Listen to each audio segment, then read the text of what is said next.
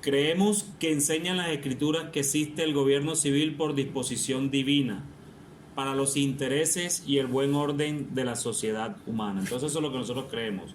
Creemos que las Escrituras enseñan que existe el gobierno civil por disposición divina para los intereses y el buen orden de la sociedad humana.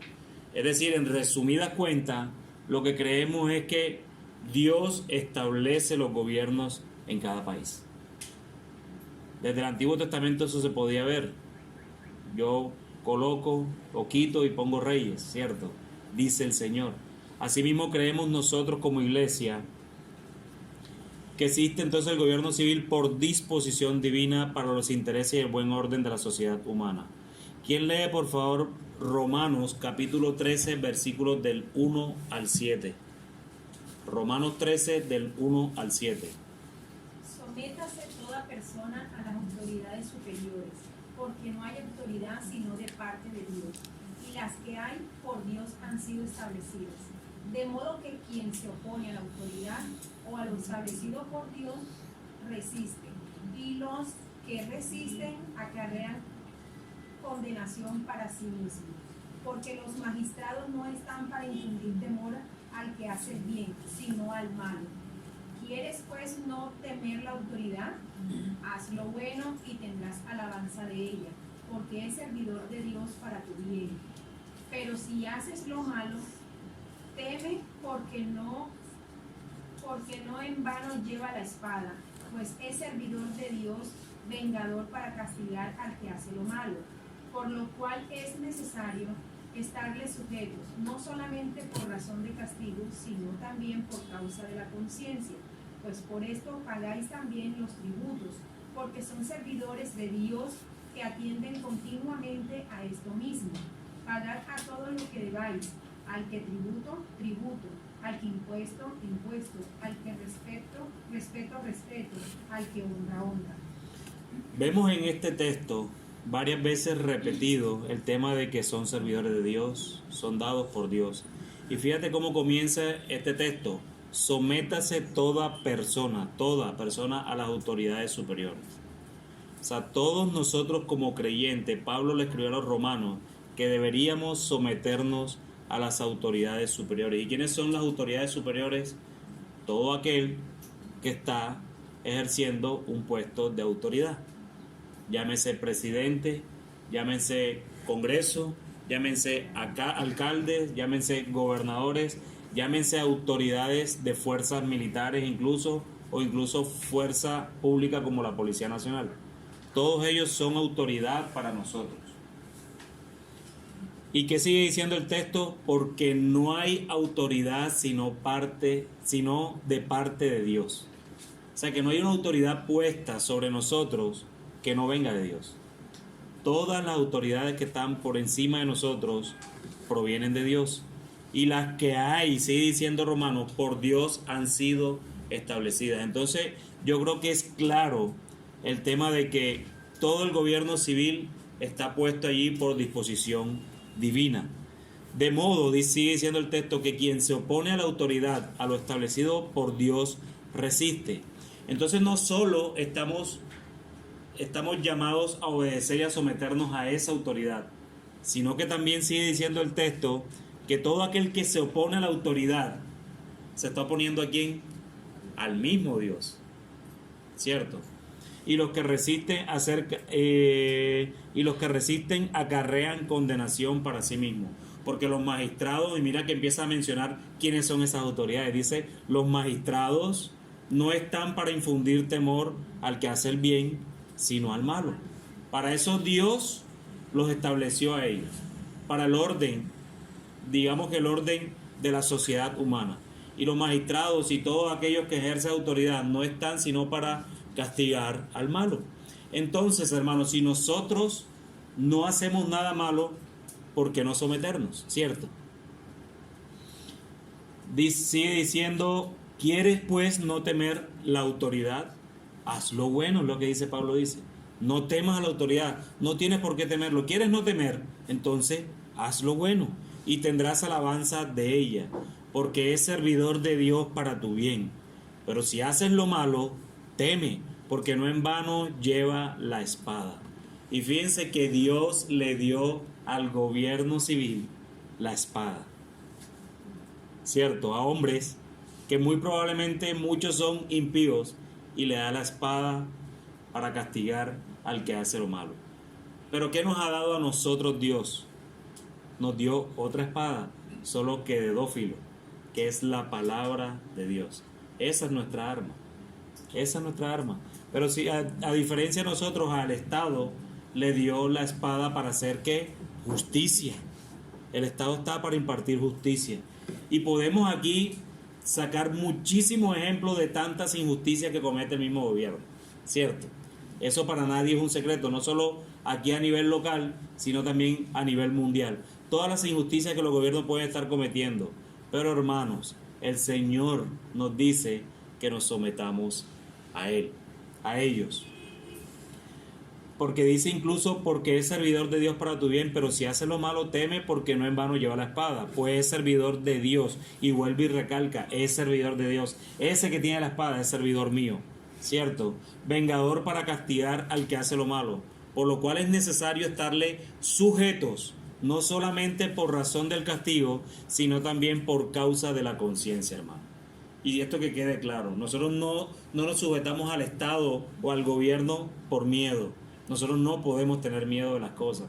Nosotros nos sujetamos a ellos por obediencia ¿a quién? A Dios, por causa de nuestra conciencia. Pues por esto pagáis también los tributos, porque son servidores de Dios, que atienden continuamente a esto mismo. Pagad a todo lo que debéis, al que tributo, tributo, al que impuesto, impuesto, al que respeto, respeto, al que honra, honra. Si hay algún creyente que cree que por ser ciudadano del reino no puede o no debe pagar tributos dentro de la tierra donde vive, yo creo que Pablo se lo dejó claro. Si debes impuestos, paga impuestos. Si debes tributos, pagas tributos.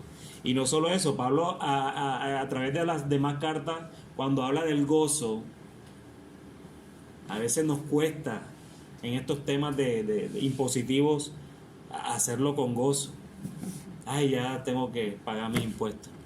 Ay, que el predial. Ay, que el carro. Ay, que esto. Ay, que lo otro. Hermano, hay que hacerlo con gozo. Tampoco te estoy diciendo que llegues riéndote a la DIAN, o que llegues riéndote allá a la Secretaría de Movilidad. Ay, vengo con gozo a pagar mis impuestos.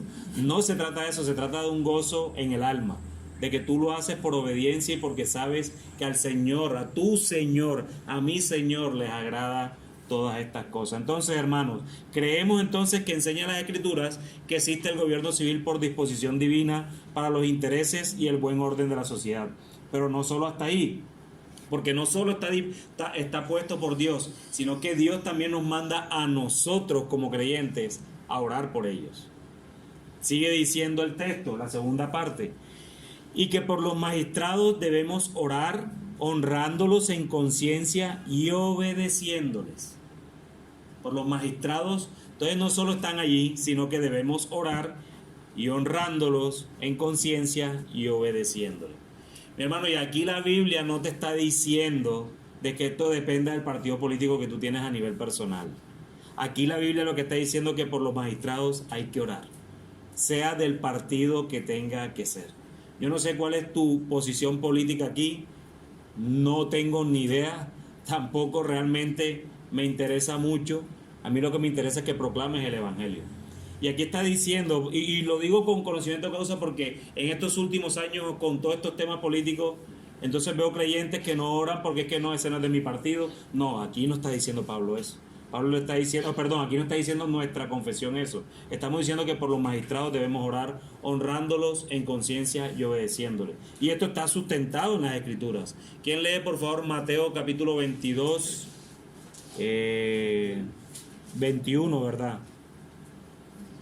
Pero sabe una cosa, hermano, léelo desde el 15. Entonces se fueron los fariseos y consultaron cómo sorprenderle en alguna palabra. Y le enviaron los discípulos de ellos con los herodianos, diciendo: Maestro, sabemos que eres amante de la verdad, y que enseñas con verdad el camino de Dios, y que no te cuidas de nadie, porque no miras las apariencias de los hombres. Dinos pues, ¿qué te parece? ¿Es lícito dar tributo a César o no? Pero Jesús, conociendo la malicia de ellos, les dijo: ¿por qué me tentáis, hipócritas? Mostradme la moneda del tributo. Y ellos le presentaron un denario. Entonces les dijo: ¿de quién es esta imagen y la inscripción? Dijeron: de César. Y les dijo: dad pues a César lo que es del César, y a Dios lo que es de Dios. Oyendo esto, se maravillaron y dejándole se fueron. Siempre los fariseos tratando de tentar, o más bien no, tratando no, ellos tentaban al Señor, tratando de que el Señor cayera más bien. Y fíjate cómo el Señor sale con estas respuestas que de verdad son maravillosas. Tal vez nosotros nos gozamos en ver en este siglo XXI, tanta gente intelectualmente buenísima, pero yo no me imagino estas respuestas hace 2000 años. Este tipo de respuestas que a veces, bueno, ¿y qué quiso decir el Señor acá? Y fíjate que el Señor no está diciendo no den al César, Él está diciendo honrenlo. Tienen que dar al César lo que es del César y a Dios lo que es de Dios. Y él, cuando dijo esto, precedió con una pregunta: ¿de quién es la imagen que está en la moneda? Que cuando dijo el pueblo, cuando dijeron los herodianos, diciendo ¿de quién es esta imagen? Y la inscripción, le dijeron: de César. Y les dijo entonces: da pues al César lo que es del César. Al César lo que es del César es la imagen de esa moneda. Dad a él lo que quiera. Pero ¿qué quiso decir Jesús entonces ahí como dar a Dios lo que es de Dios? Entonces, ¿qué le damos a Dios si en las monedas siempre está el César? Fíjate la pregunta como la hace. Pero Jesús, conociendo la malicia de ellos, les dijo: ¿por qué me tentáis? Mostrar la moneda del tributo. Y ellos le preguntaron un denario. Entonces le dijo: ¿de quién es esta imagen? La palabra imagen ahí es clave, hermanos. Porque así como Jesús le está diciendo, si la imagen de esa moneda es del César, dale al César. Y como cada uno de ustedes tiene la imagen de Dios, ustedes deben darse todo a Dios. Dad al César lo que es del César, lo que es temporal, lo que se acaba, y a Dios lo que es de Dios. Tú tienes la imagen de Dios, te tienes que dar todo a Dios. Pero sin embargo, el Señor quiso mostrarle que sí hay que honrar a las autoridades, y las autoridades en ese pueblo, en ese entonces, era el César, el de Roma. ¿Qué dice Tito capítulo 3, versículo 1? Recuérdales que se sujeten a los gobernantes y autoridades que obedecen, que estén dispuestos a toda buena obra. Pablo, escribiéndole a Tito: recuérdale a la iglesia que se sujeten a los gobernantes, honren a los gobernantes y autoridades, que obedezcan, que estén dispuestos a toda buena obra. Yo creo que Pablo lo tenía clarísimo. Le escribió a los romanos, le escribe a Tito y sigue diciendo. ¿Qué dice Primera de Pedro capítulo 2 versículo 13? Por causa del Señor someteos a toda institución humana, ya sea al rey como a su señor. Entonces esa era la terquedad de Pablo. Pablo, es que es terco, quería que nos sujetáramos. Bueno, ahí está Pedro. Ahora Pedro también le está diciendo a estas iglesias o a estos hermanos que habían salido expatriados, diciéndole: mira, ustedes donde estén, no importa, por causa del Señor, sométanse a toda institución humana, ya sea al rey como a superior. Mis hermanos, tú y yo no tenemos ninguna excusa para no someternos delante de las autoridades humanas. ¿Qué dice Timoteo capítulo 2, versículos del 1 al 2? Primera Timoteo capítulo 2, del 1 al 2. ¿Quién lo tiene?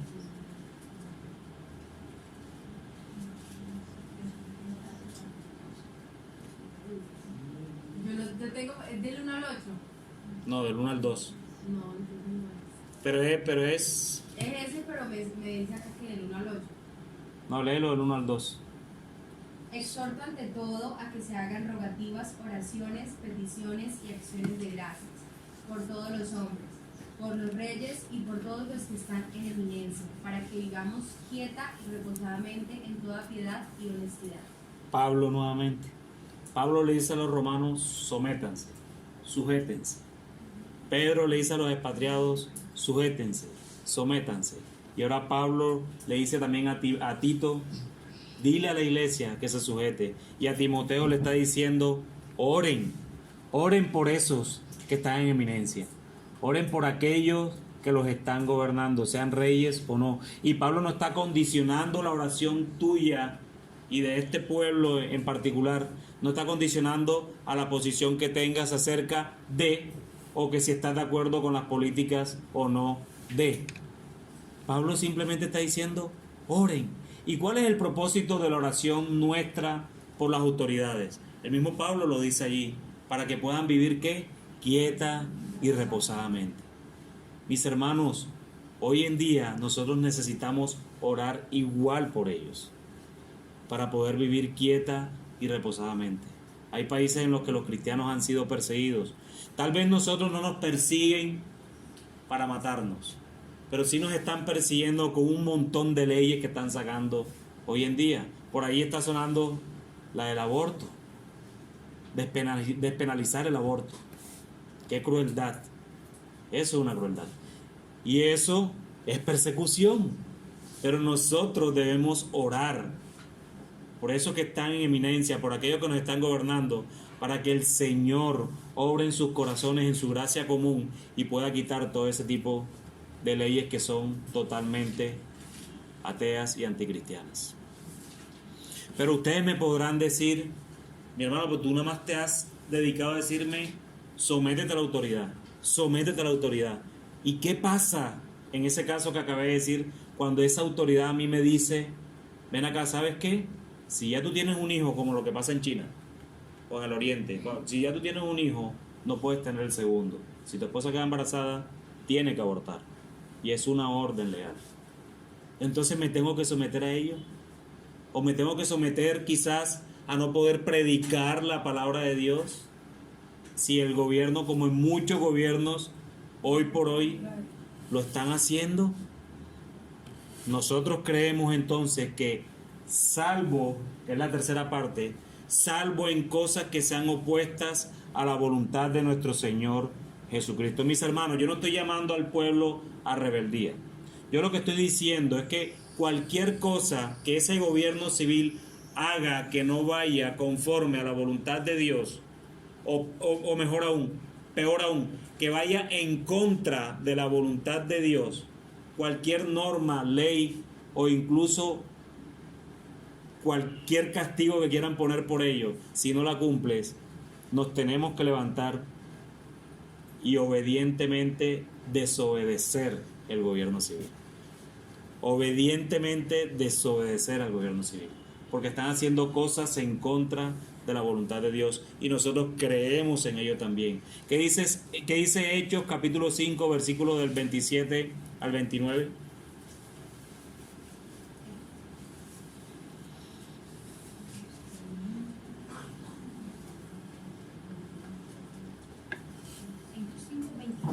Hechos 5 del 27 al 29. Bueno, que lo lea el 27, del 27. Ok.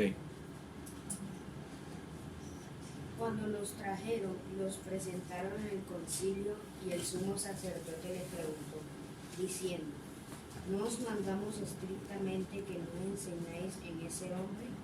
Ese nombre. En ese nombre. Y ahora veis llenando a Jerusalén de vuestra doctrina y queréis echar sobre nosotros la sangre de ese hombre. Respondiendo Pedro y los apóstoles dijeron, es necesario obedecer a Dios antes que los hombres. Sí, ven. ¿Qué pasó allí? Le presentaron en el concilio y el sumo sacerdote les preguntó diciendo, ¿no os mandamos estrictamente que no enseñasteis o que no enseñen en ese nombre? ¿Y cuál es la respuesta de Pedro y los apóstoles? Es necesario obedecer a Dios antes que a los hombres. Mis hermanos, y este tipo de respuesta pueden ocasionarte la muerte incluso. Hay muchos hermanos en el mundo que les ordenan negar a Cristo y no lo hacen. y la consecuencia de ello es morir por causa de ese mismo nombre, el que los apóstoles manifestaron decir, es mejor obedecer a Dios que obedecer a los hombres. Entonces, si hay leyes, pueden haber leyes que se levantan en contra de la voluntad de Dios, el cual nosotros como creyentes no estamos en la obligación de obedecerlas. Y vuelvo y aclaro, no estoy llamando a la desobediencia, no estoy llamando a la rebeldía. Por eso tengo mucho cuidado en lo que estoy diciendo, que no vaya conforme a la voluntad de Dios. Porque no, es que el hermano dijo que es que a mí no me gusta el IVA que me cobran allá en SAO, en Megatienda, y yo no lo voy a pagar y me voy a hacer un plantón aquí porque no voy a pagar el IVA. Eso es injusto. No, yo no estoy diciendo eso. Porque la Biblia ni habla de IVA ni habla de nada de esas cosas. Estoy hablando de normas que hablan y que se manifiestan, que son claramente explícitas en contra de la propia voluntad de Dios. Mateo 10, 28. Y no temáis a los que matan el cuerpo, mas el alma no puede matar. Temed más bien a aquel que puede destruir el alma y el cuerpo en el infierno. En el infierno, ¿cierto? A veces nos cuidamos más por nuestra integridad física que realmente por nuestra alma. Ay, el Estado dijo que tenía que abortar, entonces hay que abortar.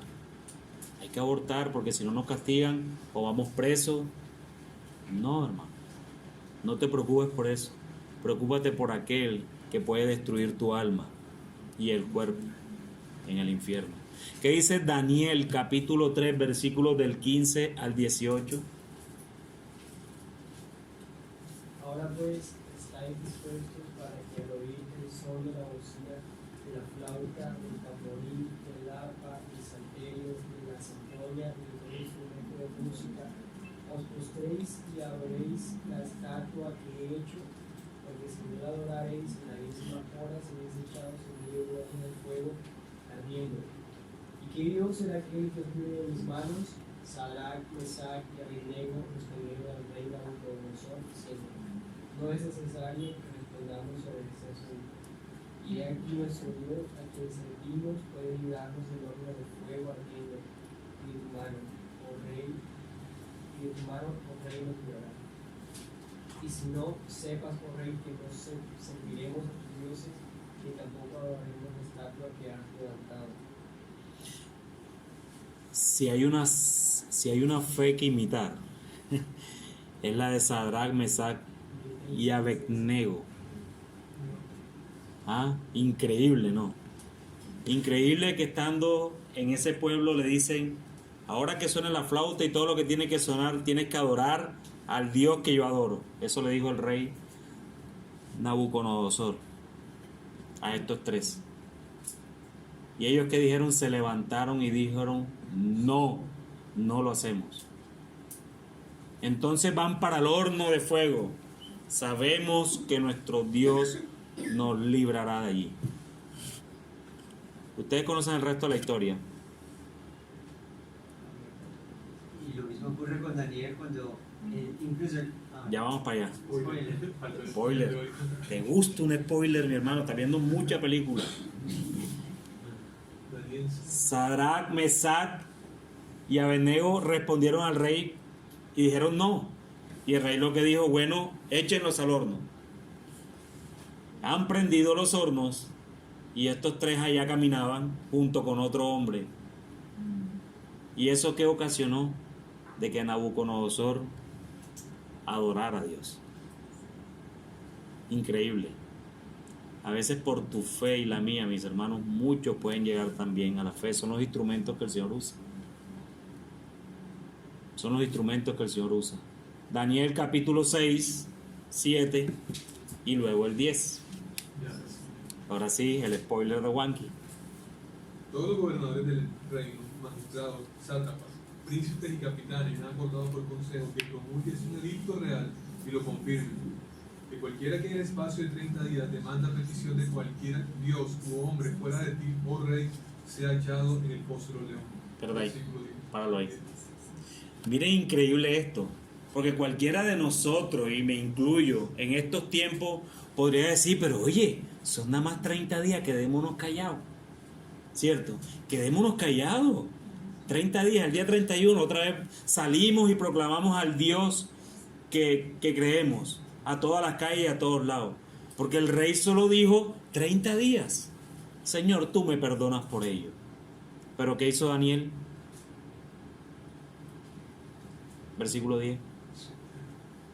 Cuando Daniel supo que el edicto había sido firmado, entró en su casa y abiertas las ventanas de su cámara que daban hacia Jerusalén, se arrodillaba 3 veces al día y oraba y daba gracias delante de su Dios como lo solía hacer antes. Increíble.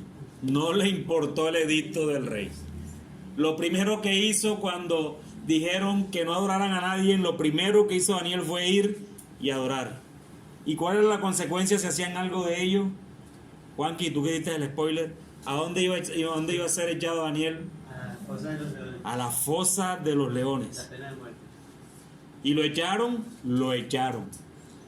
Pero esos leones delante de Daniel parecían unos gatitos. Eso no hicieron absolutamente nada. Y no era que los leones entonces eran mansos, porque la misma escritura nos enseña ahí mismo de que luego echaron a otros hombres y no habían caído cuando ya los leones los habían devorado. ¿Sí ven esa fe? Oye, algo que llama la atención de la última parte, que quise hacer énfasis también al leerlo, como lo solía hacer antes, porque no es simplemente ir en contra, porque también se da una instrucción que dice: se arrodillaba 3 veces al día y oraba y daba gracias delante de su Dios. O sea, cuando lo vemos en números como 3 veces al día, dice: no, él en rebeldía se está yendo en contra, sí. Y está haciendo, me dijiste que no podíamos una vez, ahora por 3 veces, no, pero él dice como lo suele hacer. Él seguía siendo... Él no quiso ser rebelde, simplemente Así es. fiel a Dios, pero sin ser rebelde tampoco lo hace. Así es, así es. Él no está mostrando rebeldía, él está mostrando en el Dios que cree. Hechos capítulo 4 del 18 al 20.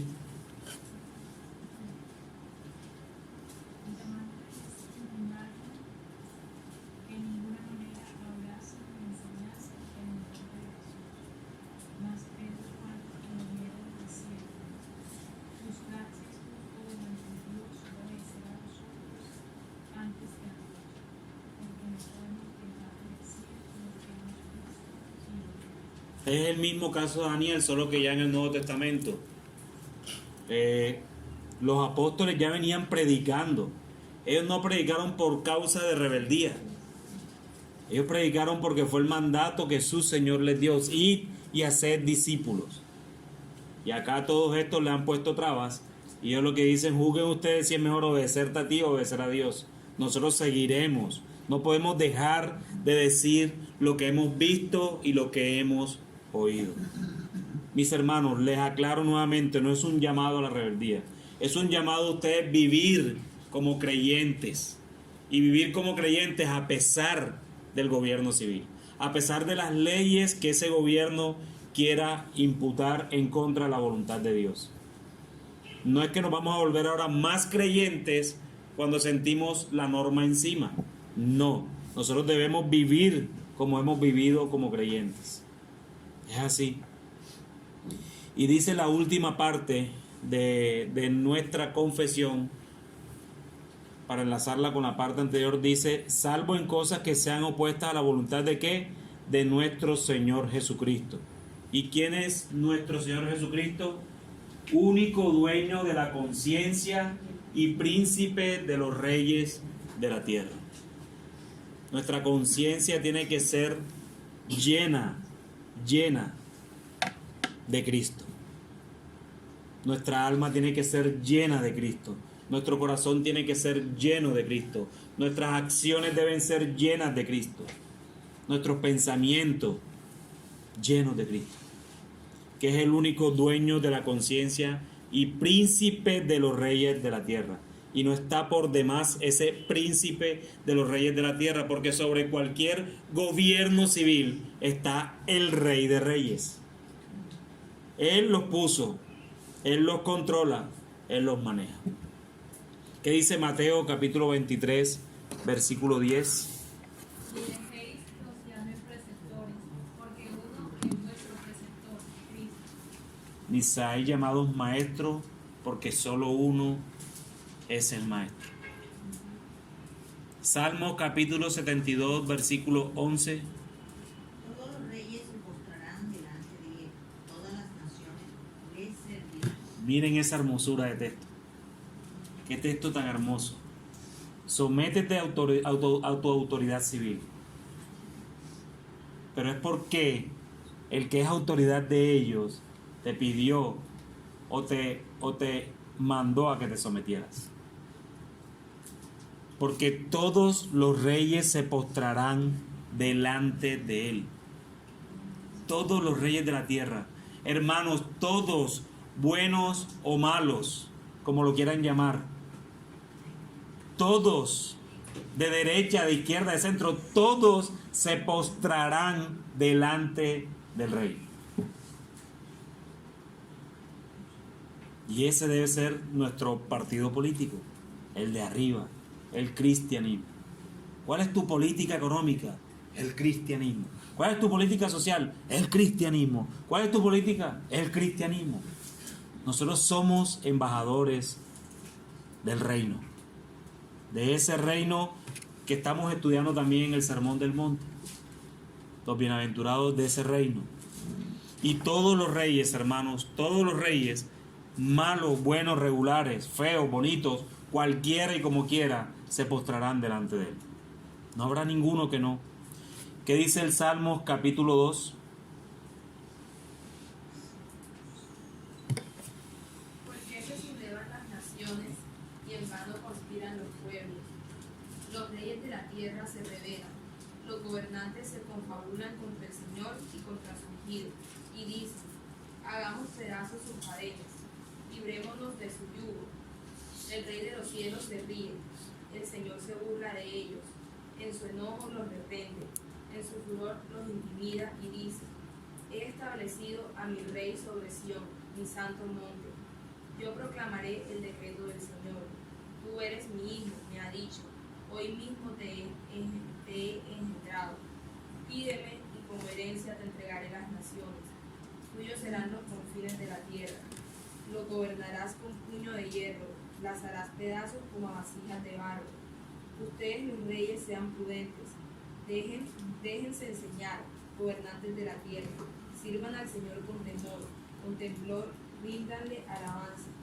Bésenle los pies, no sea que se enoje y sean ustedes destruidos en el camino, pues su ira se inflama de repente. Dichosos los que en él buscan refugio. Hermoso. Miren cómo la gente y los pueblos de la tierra se reunirán en contra de nuestro Señor. Se levantarán los reyes de la tierra y príncipes consultarán unidos ¿contra quién? Contra Jehová. Contra Jehová y contra su ungido. ¿Quién es ungido? Cristo. Diciendo: rompamos sus ligaduras y echemos de nosotros sus cuerdas. Pero ¿sabe qué fue lo que me causó confianza en este texto? Fue precisamente el versículo 4, cuando comienza: el que mora en los cielos se reirá. ¡Ja! ¿Qué están tratando de hacer? ¡Ja, ja, ja! Es increíble cómo Dios nos muestra su poderío, nos muestra su soberanía sobre la tierra, sobre toda cosa creada, absolutamente toda. El Señor se burlará de ellos, no solo se reirá, sino que se burlará de ellos. Y luego que hablará a ellos en su furor. Viene el juicio, ahí viene el juicio. ¿Qué dice Romanos capítulo 14 del 9 al 12? Porque Cristo para esto murió y resucitó y volvió a vivir para ser Señor así de los muertos como de los que viven. Pero tú, ¿por qué juzgas a tu hermano? ¿O tú también? ¿Por qué menosprecias a tu hermano? Porque todos compareceremos ante el tribunal de Cristo. Porque escrito está: digo yo, dice el Señor, que ante mí se doblará toda rodilla y toda lengua confesará a Dios, de manera que cada uno de nosotros dará a Dios cuenta de sí. Amén. Con este texto se cierra. Toda rodilla se doblará y todos compadeceremos delante del tribunal de Dios. toda rodilla. ¿Por qué juzgas a tu hermano? ¿Por qué menosprecias a tu hermano? Miren que dice, Cristo murió y resucitó y volvió a vivir, ¿para qué? Para ser Señor, así de los muertos como de los que viven. No hay ninguno que quede fuera de este espacio, de los muertos y de los que viven. Y al final, toda rodilla se doblará, mis hermanos. Toda. Para concluir, quiero dejarles entonces estas 5 ideas claras. Y es que, en primer lugar, el gobierno civil está puesto allí por disposiciones divinas. ¿Cierto? Lo vimos a través de las Escrituras. Pero también pueden preguntarse, ¿y qué hay con esos gobiernos que evidentemente están dañando al pueblo y todas esas cosas? Mis hermanos, esa respuesta no te la tengo. Gobiernos que han subyugado al pueblo, que han esclavizado al pueblo. Yo no te tengo esa respuesta. Pero lo que sí te puedo decir con certeza es que si están allí es porque el Señor los ha puesto. Y recuerda que también el Señor puede hacer juicio a través de un gobierno. Puede ser juicio contra un pueblo a través de un gobierno. En segundo lugar, mis hermanos, debemos orar por el gobierno y todos los que componen, sean nacionales o locales.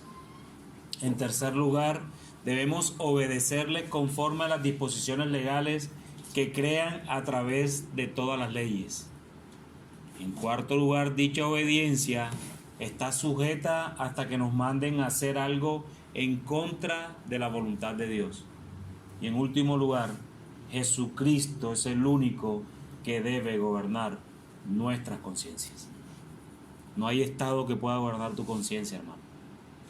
Tu conciencia debe ser gobernada por nuestro bendito Jesucristo. Él debe gobernar, porque para Él y por Él fuimos creados, y para Él es toda la gloria.